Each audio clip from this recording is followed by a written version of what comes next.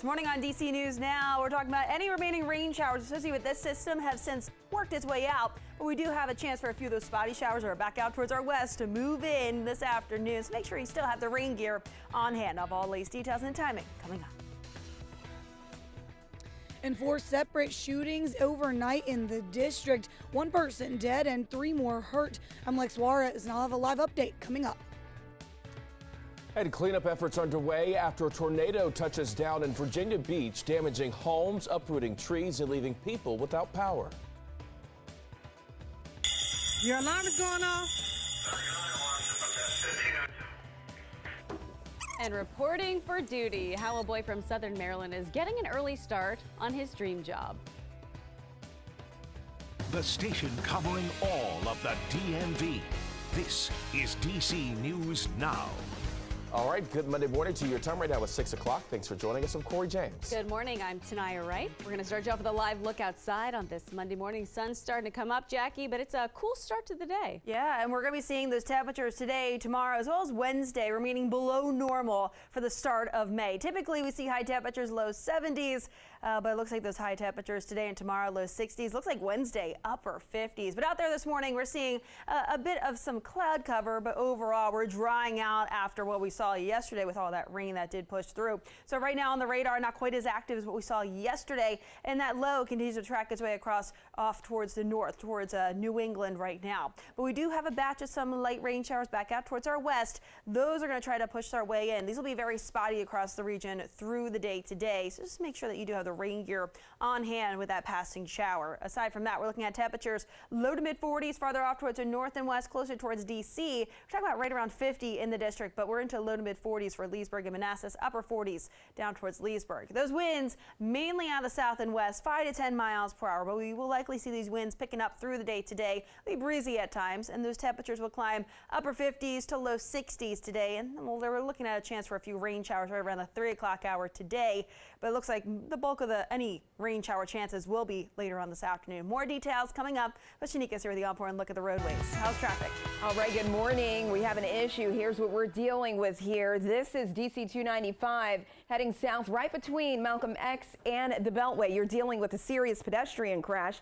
You still have this road blocked. You can see a lot of purple here, and you're slowing down even on the northbound side. But southbound is where it happened. Do watch again right between Malcolm X Avenue and the Beltway. You cannot get through heading further south along DC 295. Then if you're in Frederick County, just watch. We could still have debris in the roadway. 70 heading east right after Maryland 17, but the rest of your roadways are looking good and clear. Thank you, Shanika. Your time right now is 6:02 on a Monday. Okay, let's take a look at your Know and Go headlines this morning. A nationwide manhunt is underway for the suspect in Friday's mass shooting in Texas. Police say the suspect is 38-year-old Francisco Oropesa. Now, investigators say neighbors asked Oropesa to stop shooting in his yard, and that is when authorities say Oropesa shot his neighbors and then took off. Authorities are offering an $80,000 reward for his arrest. University of Maryland IT employee is now on administrative leave following his arrest on child pornography charges. The school says the man will not have access to any school technology or networks during the investigation. And Mayor Bowser is calling on D.C. Council to pass a budget supporting the K Street project.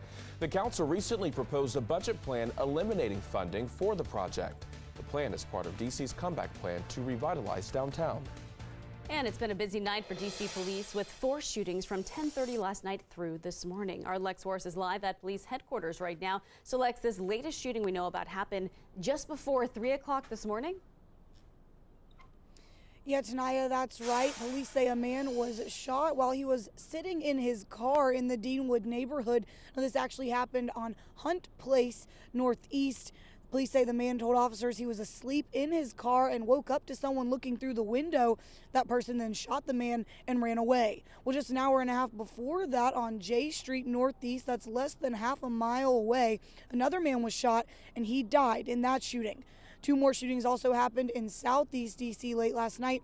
The first was at 10:30 on Livingston Terrace. Police say a young teenage boy was shot in that shooting, and 30 minutes later, a man was shot on 30th Street Southeast. Both of those victims are expected to be okay. Now, at this point, there are no suspects named by police in any of these shootings. They also have not said that any of them are connected. Live in Washington, I'm Lex Juarez, DC News Now. Lex, thank you. Your time right now is 6:04. Developing this morning, a nationwide manhunt is underway for the man police say shot and killed 5 people in a small rural town. That suspect has been identified as 38-year-old Francisco Oropesa. Now, police say the deadly shooting happened Friday after neighbors asked the suspect to stop shooting rounds in his yard. That's when police say he shot his neighbors and then took off. The victims are between the ages of 8 and 31. My heart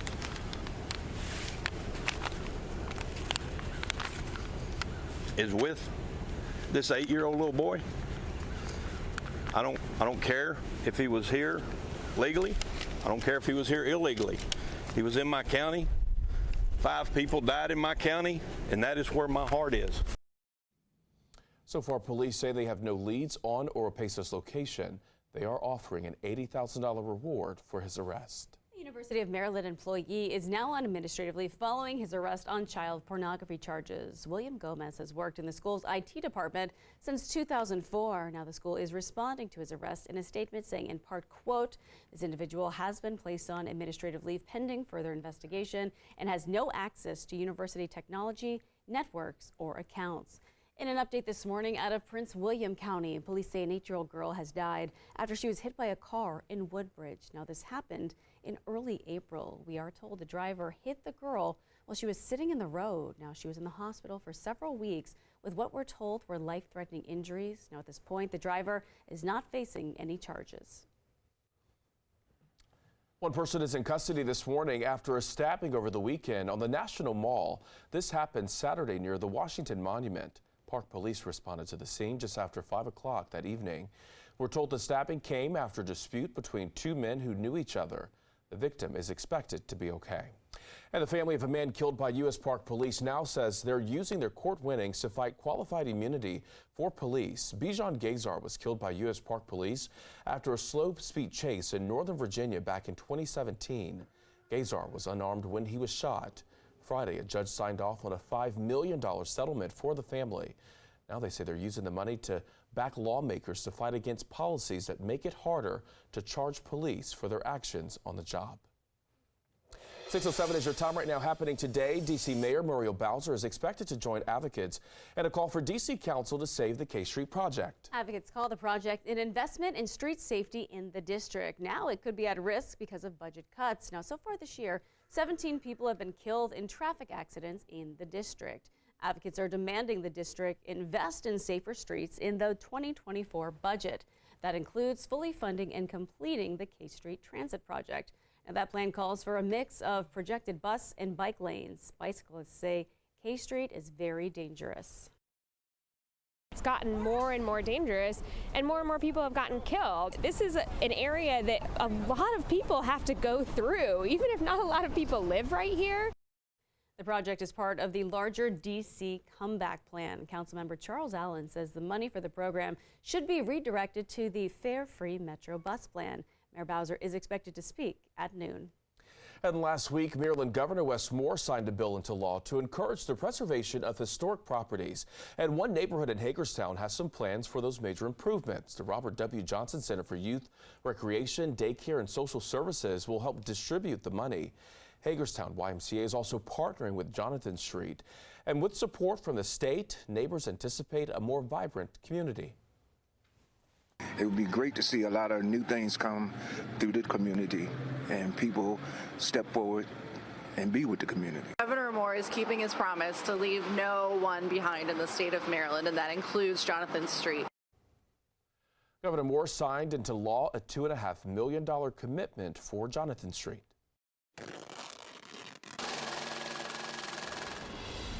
Concerns this morning after a new report from the Commerce Department showed a key inflation metric stayed high through the month of March. Now the report shows core prices rose more than 4.5% from 2022. That is more than double the target rate of 2%. So that means you're paying more for goods and services. Meantime, consumer spending stayed stable last month, showing a lot of people are being more cautious with their money. Well, shoppers say they're doing what they can only cut back so much. I may go to like a different grocery store if I know that prices in general are a little bit less at that store. However, food, I need to eat, right? And I'm going to eat every day. And so whatever the cost is, I'm paying it. Inflation staying high will likely push the Federal Reserve to raise interest rates again this week. Now, it would be the 10th time they've done that since last year. Meantime, the economy slowed down in the first quarter of the year. Between January and March, the economy grew by just over 1%. That is compared that to a 2.6% rate between October and December. Experts believe this was caused by all of the Federal Reserve's previous aggressive rate hikes over the past year. All right, the debt limit debate continues on Capitol Hill. This after the House passed Speaker Kevin McCarthy's spending plan.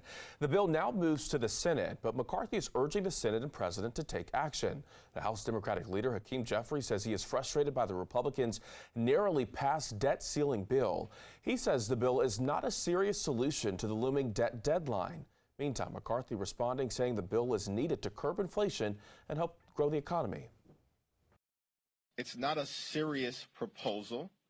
It doesn't even have support from many of the Senate Republicans. I've encouraged the president to meet. I told him I'd get soft food, whatever it takes. We could sit down, we could meet together. He refuses. House Democrats say they expect McCarthy's debt plan to die in the Senate.